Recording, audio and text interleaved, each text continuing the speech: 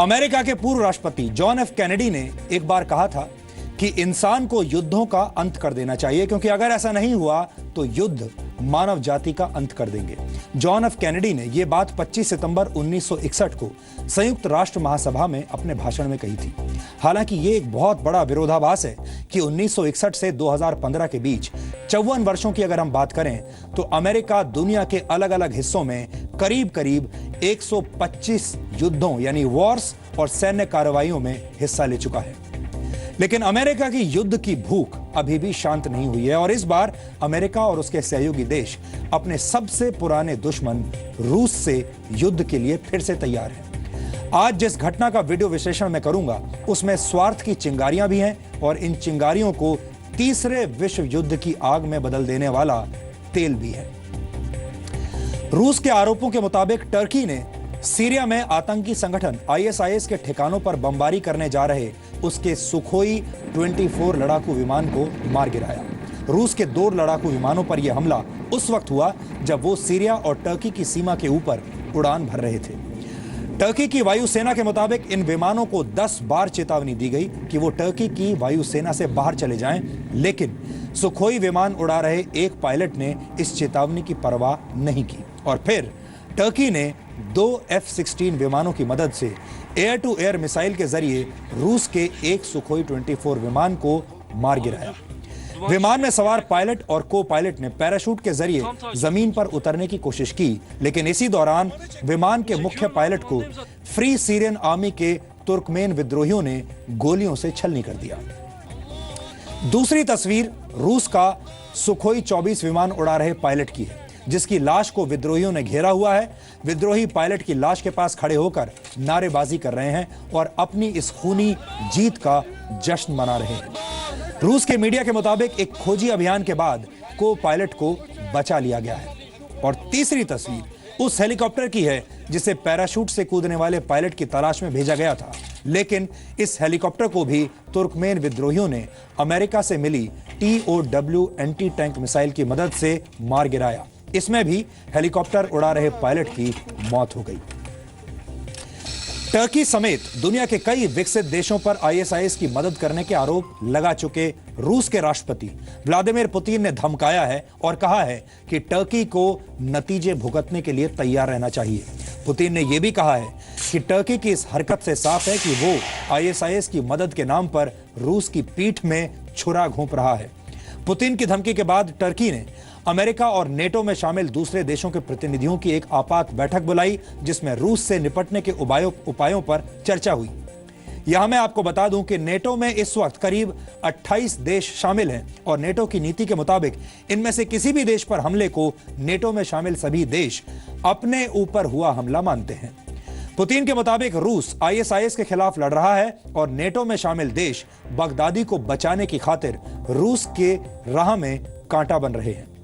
Putin का एक और गंभीर आरोप यह भी है कि टर्की समेत कई देश आईएसआईएस से पेट्रोल खरीदकर आतंकवादियों का बैंक बैलेंस बढ़ा रहे हैं। चीन के विश्व प्रसिद्ध नेता माओ त्से तुंग ने कहा कि राजनीति बिना खून खराबे का युद्ध है और युद्ध खून खराबे वाली राजनीति है। और अब दुनिया के कई देश युद्ध और राजनीति की भाषा एक साथ बोल रहे हैं। ऐसे में आज आपको हमारा यह डीएनए टेस्ट जरूर देखना चाहिए ताकि आप ये समझ सकें कि एक आतंकवादी संगठन के खिलाफ लड़ते हुए दुनिया के तमाम देश कैसे आपस में स्वार्थ की राजनीति का खेल खेल रहे हैं।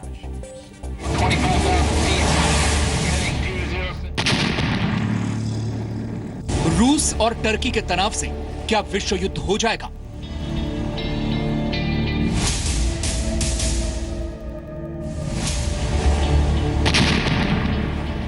बगदादी ने दुनिया को बांट दिया। टर्की के आसमान से जमीन पर गिरता आग का यह गोला रूस का सुखोई 24 लड़ाकू विमान है। यह विमान सीरिया में आईएसआईएस के आतंकियों पर बमबारी करने गया था, लेकिन टर्की की वायुसेना के F-16 विमानों से निकली मिसाइलों का शिकार बन गया। 1954 के बाद ऐसा पहली बार हुआ है कि नेटो में शामिल एक देश ने रूस के किसी विमान को मार गिराया हो। टर्की के समय के मुताबिक मंगलवार सुबह 9:20 पर टर्की वायुसेना के रडार पर 2 सुखोई 24 विमान नजर आए। टर्की ने इन विमानों को 17 सेकंड में 10 बार अपनी हवाई सीमा से बाहर जाने के लिए कहा।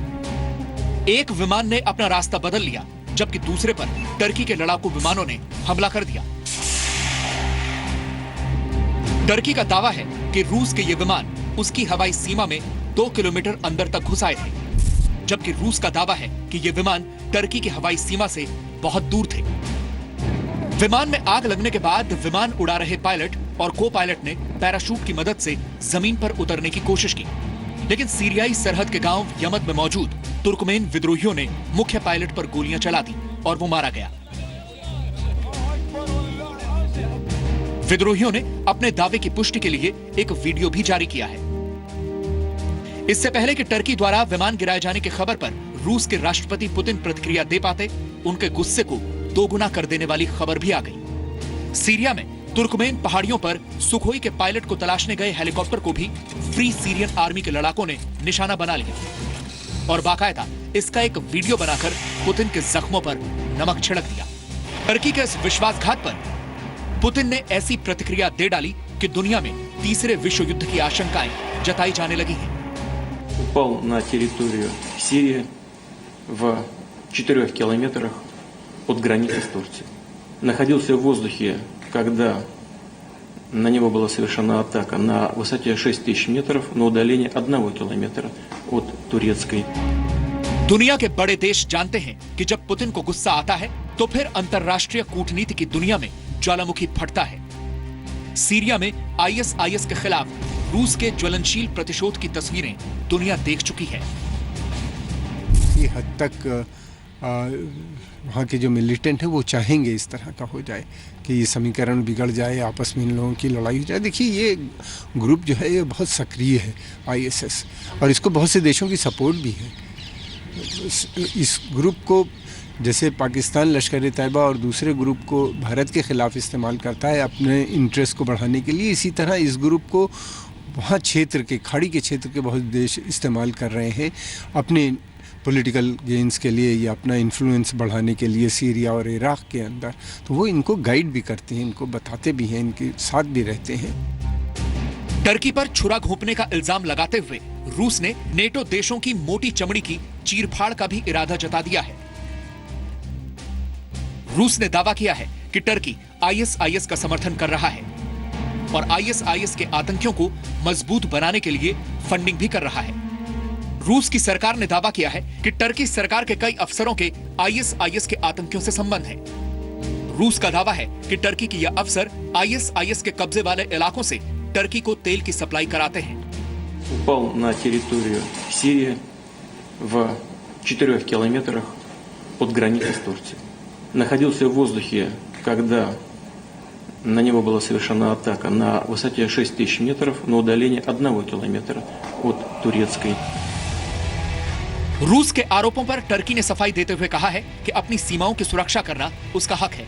Ülkemizin bu ateş çemberi içinde bekası, vatandaşlarımızın hayatı ve izzeti söz konusu olduğunda her türlü fedakarlığı yapacağımızı ve her türlü tedbiri alacağımızı da cümle alemin bilmesini isteriz.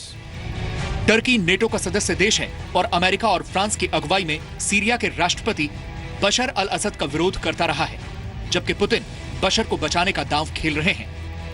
The challenge has been Russia's focus on propping up Assad rather than focusing on ISIL. I had a conversation with President Putin in Turkey, and I indicated to him at the time that to the extent that they make that strategic shift, focus on the Vienna process where they have been constructive to try to bring all the parties together, try to execute a political transition that all parties would agree to, and refocus attention on going after ISIL. Turkey और दूसरे NATO देशों की ऐसी किसी भी हरकत का जवाब देने के लिए रूस ने अपने एयर डिफेंस सिस्टम ट्रैम्फ S-400 को सीरिया में तैनात करने का फैसला किया है। रशिया का next generation S-400 Triumf air defence missile system 400 kilometre तक की रेंज में आने वाले दुश्मन के aircraft, fighter jets, stealth plane missile और ड्रोन को भी मार गिराने की क्षमता रखता है। इस एयर डिफेंस मिसाइल सिस्टम की मैक्सिमम टारगेट स्पीड 4.8 किलोमीटर प्रति सेकंड है। इतना ही नहीं, रूस ने टर्की के साथ अपने राजनयिक और सैन्य संबंधों को भी स्थगित कर दिया है और गाइडेड मिसाइल क्रूजर मोस्कवा को भी सीरियाई प्रांत लताकिया में तैनात कर दिया है। यानी पुतिन को अब समझ आ गया है कि आईएसआईएस से टकराने के लिए उन्हें उन देशों से भी टकराना होगा जिनकी स्वार्थ वाली युद्ध नीति का खामियाजा दुनिया भुगतती आई है। ब्यूरो रिपोर्ट, जी मीडिया। ये एक चिंताजनक स्थिति है और रूस अक्सर अमेरिका और उसके सहयोगी देशों पर यह आरोप लगाता रहा है कि ये देश न सिर्फ आतंकवादियों को मदद दे रहे हैं बल्कि आतंकवाद में इनकी खुद की हिस्सेदारी भी है। वजह चाहे जो भी हो, लेकिन यह बात सच है कि दुनिया का सबसे खतरनाक आतंकी संगठन आईएसआईएस देखते ही देखते अरबपति हो गया और किसी भी आतंकवादी संगठन के लिए बिना बाहरी मदद के इतनी दौलत जमा करना संभव नहीं है। अब मैं आपको आईएसआईएस की बेशुमार दौलत से जुड़े कुछ आंकड़े दिखाना चाहता हूं। मीडिया रिपोर्ट्स के मुताबिक आईएसआईएस की कुल दौलत इस वक्त $2 ट्रिलियन की है। आपको जानकर विश्वास नहीं होगा कि भारत 2014 में ही $2 ट्रिलियन की अर्थव्यवस्था वाला देश बना है। यानी आईएसआईएस की संपत्ति भारत की अर्थव्यवस्था के बराबर है और आईएसआईएस की इस अनगिनत दौलत के पीछे है तेल का कारोबार। इराक और सीरिया के कई ऑयल प्लांट्स आतंकवादियों के कब्जे में है। आईएसआईएस सस्ता क्रूड ऑयल बेचकर हर दिन करीब 10 करोड़ रुपए कमाता है। आईएसआईएस को अपहरण के जरिए भी हर साल करीब 29 करोड़ रुपए की कमाई होती है। इस वक्त आईएसआईएस के कब्जे में इराक और सीरिया में मौजूद करीब 2000 करोड़ की कीमत वाली ऐतिहासिक धरोहरें भी हैं।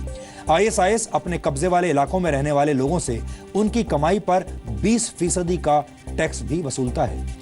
इराक के कुल गेहूं उत्पादन का 40% भी आईएसआईएस के कब्जे में है। और अब बात करते हैं उस आरोप की जिसके मुताबिक आईएसआईएस को इतना अमीर बनने में अमीर देशों ने मदद की है।